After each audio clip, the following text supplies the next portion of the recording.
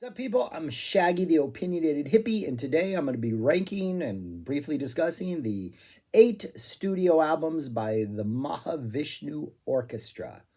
How did we get here from Frank Zappa? Well, there was a little French violin player named Jean-Luc Ponty who was in both bands. He joined Mahavishnu, I think, immediately after his stint in Zappa's band, right? That was his first album. Was let's look that up. Yeah, it was like in '74. So he must have joined them. Yeah, right after he left Frank. Looks like he joined the Mahavishnu Orchestra. So we got a Jean-Luc Ponty connection. There's also a story. There's a really good video on YouTube. I think it's called "The Drummers of Frank Zappa." It's essentially a panel discussion or just a conversation led by Bozio, but Ruth Underwood, Chad Wackerman, Chester Thompson, and Ralph Humphrey, rest in peace, awesome drummer, are discussing just being Frank's drummers. And Humphrey tells the story about like standing on the side of the stage. They were sharing the same bill as Mahavishnu Orchestra, and just like he being blown away by Billy Cobham and being like, what is that guy doing on the drums? Ridiculous. And then the rest of the band kind of also being blown away by John McLaughlin, just up there in his white suit, just shredding. He's a shredder. But yeah, so there's a couple connections with Zappa. Jazz fusion band. I would say their first couple albums are more jazz rock fusion, and then they kind of have a classical jazz fusion experiment. And then they definitely go more towards the jazz route in the '70s and the '80s. Sadly, they made albums in the '80s, and the production on those is pretty horrible. But 8 albums, I'm just going to list them my favorite. These are my opinions. Then you let me know your opinions on them, because that's how this kind of thing works. But yeah, here we go. Yeah, on to number 8.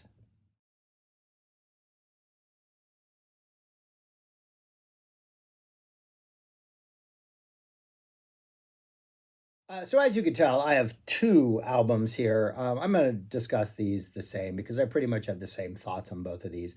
I don't listen to these albums. From my understanding is the record company sort of pressured John McLaughlin to like make albums in the '80s to reform Mahavishnu. He put out a couple albums. Billy Cobham is on the first one, which is Mahavishnu, the one that I guess put at 7 because I guess there are maybe the live drums are better on this one than they are on the other one, but both of them sound like '80s albums. There are moments where you're like, okay, I can deal with this, and then there's like this '80s sounding keyboard stab that just sounds horrible, or the drums come in or sound horrible. McLaughlin's using a synclavier and a lot of like effects, and it's an '80s sounding album. It's definitely a whole different sort of 80s jazz fusion version of Mahavishnu that's like a long way from the just high energy rocky proggy version that started in the early '70s.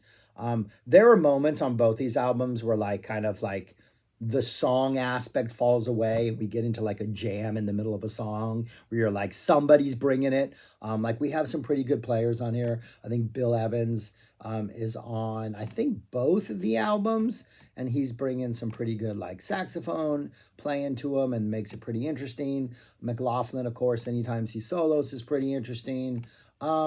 It's just they're really hard to listen to. That '80s sound did not age well. Yeah, Bill Evans is on both of them. McLaughlin has some good solos on both of them. McLaughlin has some good solos on both of them, but they're just hard to listen to. And I don't ever listen to them. There's much better music out there that I'd rather listen to than '80s sounding Mahavishnu Orchestra that's forced to get together by record companies. So yeah, those are my numbers 7 and 8. I do think the first one's probably a little bit better than the second one. Mahavishnu is a little bit better than Adventures in Radioland, but both of them are rough listens. On to number 6. Number 6 is Inner Worlds. This came out in 1976. Their 6th album. Ponty had left the band. The keyboardist Moran had left the band. This was the last album they would make until they were remaking albums again in the '80s. It is really a tale of 2 halves Only one of the halves is like the first two songs and the last song, and the other half is like the middle portion of the album. Because it starts really strong and ends on a really, really, really high note. But the middle section, we're now getting towards vocals. We're getting towards just like jazz fusion pop songs. We're just getting into some awkward sounding territory, some acoustic energy that doesn't work for me. Um, I want my Mahavishnu Orchestra to be loud and electric and relentless. And this, there's branching out in ways that are definitely away from rock, away from progginess, away from jamminess, towards more of a jazzier, strictly jazzier side, vocals and all that stuff. That being said, there were three fantastic songs. The opening, All in the Family, really drum and percussion heavy, almost has a Santana vibe, but you're definitely missing that sort of Latin flavor. But it has that sort of like that kind of percussive, propulsive energy. You have the fantastic Miles Out, which has some really good sort of bitches brew energy. There's this sort of repetitive like vamp that kind of dominates the whole thing. It's just like this like jam around an idea that is absolutely fantastic. One of the highlights of the album. And then you have the closing track, Inner Worlds, which is just all over the place, weirdness, sci-fi, spacey, some great keyboard work, some great playing. It's a really weird, eccentric, fun, boundary pushing, playful track. Unfortunately, everything between those first two tracks and the last two tracks, Sev for the opening track on side 2, Way of the Pilgrim, which has some interesting parts in it, kind of is maybe a little all over the place, and kind of maybe works more of as a song idea than the other stuff. But too many songs on here I don't care for. They just don't do anything for me. It's not what I'm looking for in music. But first two tracks and the last tracks, you kind of almost have to seek them out and hear them if you're a Mahavishnu Orchestra fan, because they are fantastic. And especially the last one. The last one's just kind of weird and all over the place in a way that they normally aren't as weird and all over the place. But yeah, really fun. Three fun tracks. And Way of the Pilgrim is okay, but for the most part, kind of a forgettable album. But that would be what? My number 6, Inner Worlds. Number 5 is Apocalypse, their fourth album, their third studio album. The third album was actually a live album. This came out in 1974, and this is a collaboration with the London Symphony Orchestra. And it really is a good attempt at fusion. It is a jazz classical fusion album, and I think the songs are written well enough to incorporate both entities, both bands in this case, and mesh their sort of styles together. I don't think all of it works, only because I'm not a huge classical music fan, and some of the classical ideas they are going for, the vibe they're going for, is a lot more like kind of pastoral and airy and not dark and ominous, though there are times when it maybe gets a little bit darker. But the orchestra or the symphony orchestra seems to be used for more like, I don't know, sometimes painting a serene scene at times. But other times it works really well with the band. In fact, the last song on here, Hymn to Him, which is like a 20-minute monster, like the end of that is literally like a back and forth jam where like Manchester, Mahavishnu Orchestra will like riff for like a bar, and then LSO riffs for a bar, and it's like a back and forth like jam session. It's absolutely fantastic. So it works at times. I just don't think it works all the time. Power of Love, the opening track, case in point, a little underwhelming. It's almost like a soundtrack to a scene in which you're literally just watching the sunrise for 4.5 minutes. Maybe works better as a coda, I think, as sort of a musical pillow to rest your head on as you fade out after an exhausting, 40-minute workout. But it's the opener. It's a little underwhelming. Just kind of doesn't work for me. But the next song almost immediately like changes the complete vibe of the album. Because if the first song, Power of Love, is the sun rising on like a countryside, Vision is a naked sword, immediately you see your enemy or your adversary or whatever the drama is, it is coming over the hillside and it is slowly marching your way, and it's getting closer and closer, and eventually it attacks and we're off into some awesome jam territory. Yeah, just some really nice little different sections in here. It's like almost a 15-minute song. You have different parts. Definitely feels more aggressive than the first part. Yeah, the band gets a chance to stretch out. Once it sounds like things are wrapped up towards the end, the symphony orchestra comes in with like this like kind of swelling build up that kind of reaches what you think it might be the climax of the song, but then the band comes back in and has this almost like really melodic, almost like comforting outro that takes us out. Pretty good song. Smile of Beyond just doesn't do anything for me. Just not that interested in it. Kind of very low key acoustic singing. There's a little interesting jam in the middle, but then they go back to the more like classical airy stuff. Wings of Karma is pretty interesting. It has a Peter and the Wolf vibe to start off with. I think because of the oboe, the presence of the oboe, which in Peter and the Wolf was, I think, Sasha the Duck, right? So that it gives it that narrative storytelling quality, and it's that kind of like low key, sort of symphony driven music. But then we switch gears, the band starts kind of attacking a little more relentlessly, and things get pretty interesting in the middle for a while. And then the closing hymn to him is just a 20-minute monster, like this totally patient, gradual build up that just kind of builds in intensity, kind of gets a little bit frenetic. Then we get some awesome jam sections in there. It's just all these kind of different pocket grooves that go on and on and on. Some are too short, some are just the right length.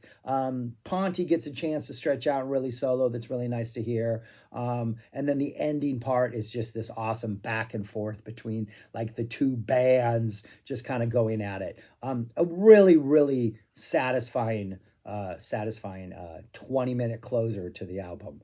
But yeah, I almost think it would be a better album if like you had Vision as the opener, Smile, Wings on one side, and then the second side was Hymn to Him, the 20-minute song with Power of Love to close. I think that sequencing is a little bit better, but it's a pretty good album. It's just got some weak spots for me that I kind of check out on. But that would be my number 5, Apocalypse. Number 4 is Visions of the Emerald Beyond. This came out in 1975. It was their fifth album. And this, I would say, is by far their most fun album. It's just, I don't know, it's a really positive, upbeat, good feeling. Like, I read a review recently talking about how, like, when Jean-Luc Ponty joined the band, the sound became a little more European, whatever that means. But there is just like I don't know, like an upbeat positivity about this that seems French to me. I don't know why. It just seems like really good energy. And there's a song on here called Be Happy, which is just like a 3.5 minute, like jazz fusion pop, funk pop song or whatever it is. Just an upbeat little jaunty little number. And it just seems to be like the essence of the entire album. It's just like feels good. It's a celebration of life. It's joyful. We got a little more jazz vocals coming in. It's just the energy always seems to be there to like uplift you and make you feel better. Some opening is like a two-parter, Eternity's Breath. We got some jazz vocals coming in, giving it a much more like traditionally jazz vibe. But it works. Lila's Dance, the third song, feels like a dance, and it just has this really low key hypnotic groove, but then it progressively just kind of gets a little bit weirder and weirder and weirder as it goes on. It's a lot of shorter little numbers on this thing. Cosmic Strut has a cosmic strut. The closing on the way home to Earth is probably the weirdest thing here and almost sounds like the soundtrack, like the science fiction soundtrack of like a ship on its way to back to Earth, going through all kinds of weird space adventures and stuff like that. Yeah, just a really fun album. Some good playing, of course, throughout it. Jean-Luc Ponty's on it. Yeah, good. This is the second album of the Mach 2, Mahavishnu Orchestra Mark II, and it's good. It's successful. It's really fun. I really enjoyed it. Yeah. My number 4, Visions of the Emerald Beyond. Number 3 is the Lost Trident Sessions. This did not come out until 1999, right? Yeah, 1999. And apparently, what it is it was tapes that were discovered that were intended to be the third studio album of the original lineup. The McLaughlin, Jan Hammer on keyboards, Billy Cobham on drums, Goodman on violin and viola, Rick Laird on bass. This would have been their third album. It was not released. Three of the songs do appear on the live album that essentially was released in the place of this. And I read once, I think McLaughlin said in an interview, why do I have a hard time saying his name? Said in an interview that something like personalities and egos prevented the release of this. So yeah, who knows? But it is a fantastic album. And the opening track, Dream, 10 minutes, 11 minutes of the band just showing off, strutting their stuff all over the map. It almost starts off like, right, this came out like in 1999, right? So it's like, oh, all these things were found in the studio. I wonder what they are. I imagine listening to this, and the first couple minutes of Dream are like, oh, okay, they're just, yeah, not much is happening. They're just kind of noodling around. Almost kind of sounds like they're warming up, or, you know, they're experimenting with like ambient ideas. But then they just drop into the jam and like, oh no, yeah, this is incredible. And then there's like this hard rock, like riff part in the middle where they start rocking out. I mean, it is all over the place in the best, most exhilarating way possible. And after your words, you're just like, okay, yeah, maybe this should have been released. Second song, Trilogy, starts off with something called The Sunlit Path. It's a 3-parter trilogy. And it does sound like a journey. Though the sunlit path is a little, maybe feels like the sun's not all the way up, but it's still kind of dark and mysterious. But you have these like 3 distinct sections that kind of slowly build up to what is just an absolutely monster jam in the closing section, which I guess is called Tomorrow's Story, Not the Same. No, because nothing is the same as this. It's just epic. It's a jam. It's crazy. Everybody's just leaving it on the floor. Leaving it on the floor. I don't know what they're doing. It's monstrous. Sister Andrea has probably one of the best funk jams, or the funkiest jam this band ever did. Just an awesome, awesome little funk jam right in the middle. This is a Jan Hammer pen song. I Wonder kind of has emotionally building ballad energy, but instrumental, like emotionally building ballad energy. Something that you would imagine like the type of song that like a Joe Satriani would write as a ballad, as an instrumental, like 10 years down the line, but this far transcends anything like that. Stepping's Tones. It's probably the most low key, kind of has a Herbie Hancock, almost chameleon type vibe for a while, but then they build on that. But it's probably one of the more low key, but still really playful and fun little jams. And then John's song number 2 is kind of like just this slowly developing McLaughlin-led guitar-centric build up that goes into this awesome jam that just kind of closes out the album on as high as a note as it started out on. Like, this album is ridiculously good. Yeah, and the fact that it wasn't released, the fact that it took as long as it did, all those things are an utter shame.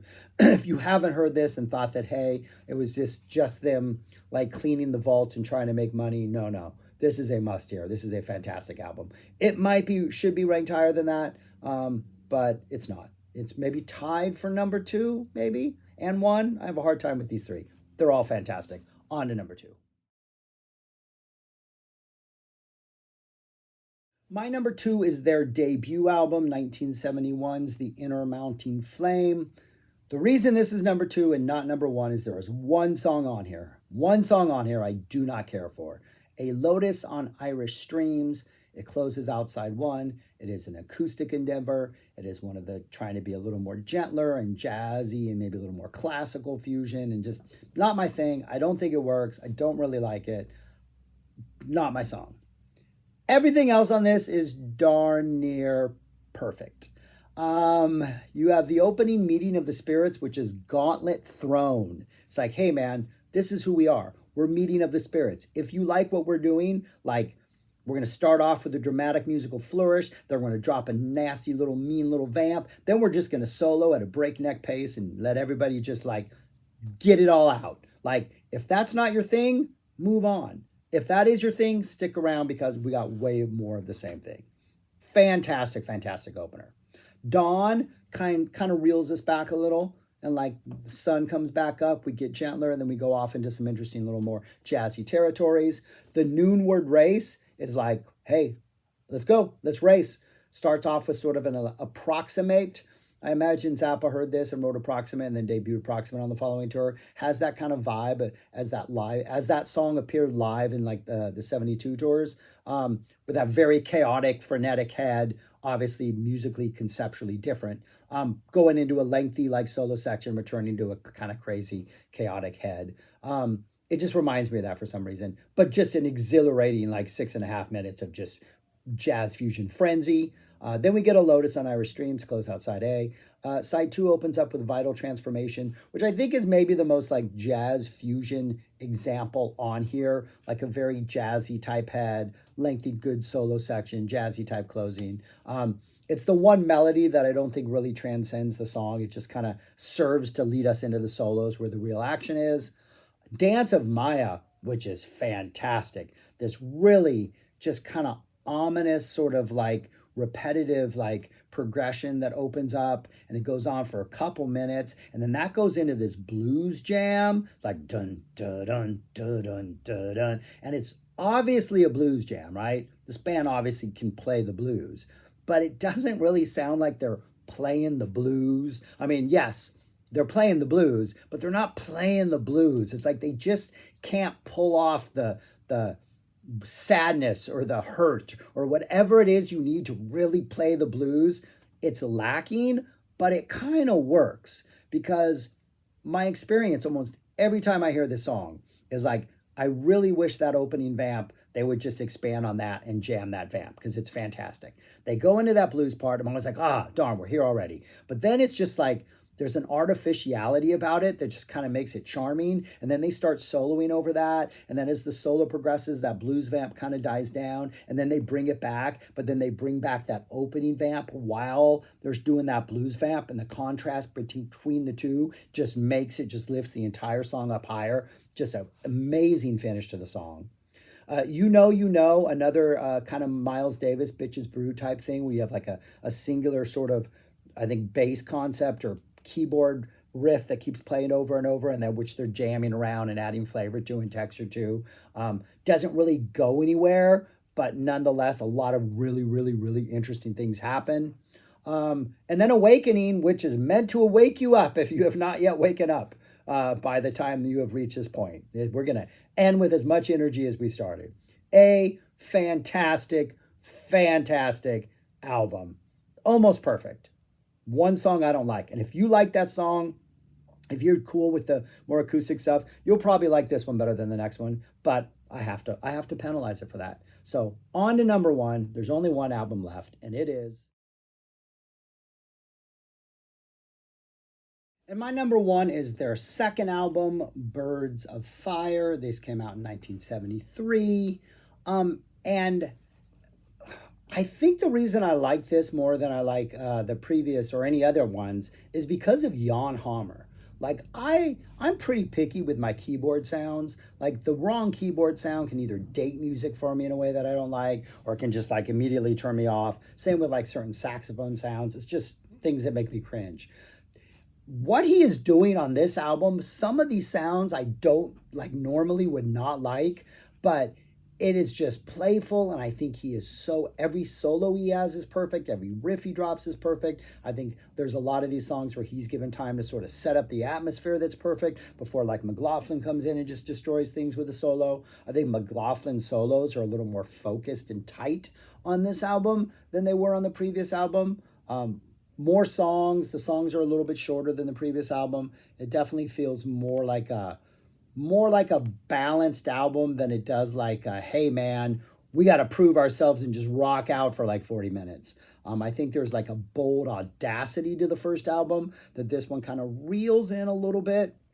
Normally I do prefer more just the like on the verge of chaos, which I think sometimes that debut album just feels like it's like slow it down. This one feels a little more restrained, but I think it works, and I think they bring, the writing is good, the buildup of the songs is good, all the solos are more focused, there's more dynamics, I think, from song to song.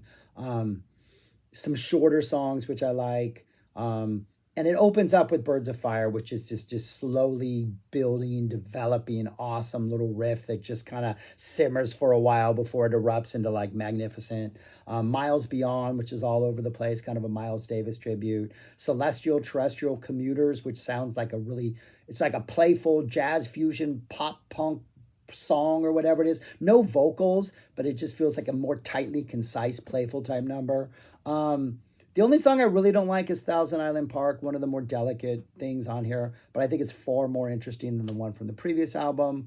Hope has this nice, just similar progression that just it keeps building and building and repeating in all these different ways, only for like 2 minutes. Like nothing really happens other than permutations of this same theme, which is pretty awesome.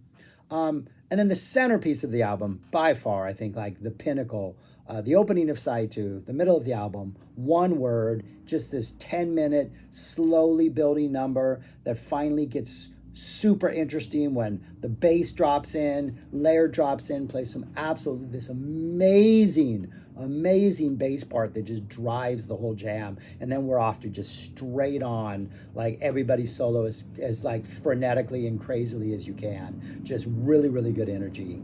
Sanctuary kind of brings it back down. Open Country Joy feels joyful. Like it feels like if jazz fusion was to describe like a hayride in the open country and the sunshine with like the people you love and lemonade, and it's just joyful.